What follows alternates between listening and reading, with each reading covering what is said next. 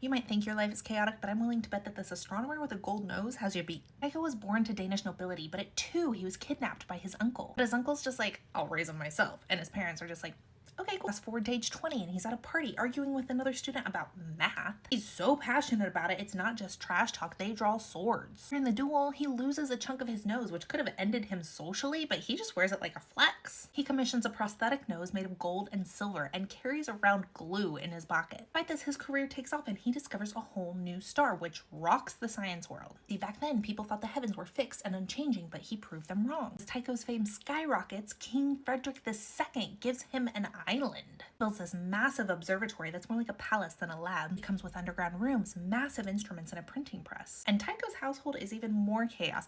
He employs a clairvoyant dwarf named Jet. He also has a pet elk he drinks beer with, but it tragically dies when it gets drunk and falls down a staircase. 20 years, he dominates the scientific world until King Frederick dies. The new king is not impressed with Tycho's extravagant spending, and political tensions force him to leave Denmark. But he relocates to Prague, where he becomes the Holy Roman Emperor's official astronomer. Actually leads to Tycho's bizarre death in 1601. He's at a royal banquet and drinking heavily, but refuses to excuse himself and leave the table for fear of seeming impolite. Days later, he develops a bladder infection and dies in agony. The drama does not stop there. In 2020, they have his body's exhumed and find high levels of mercury in his mustache. We don't know the truth.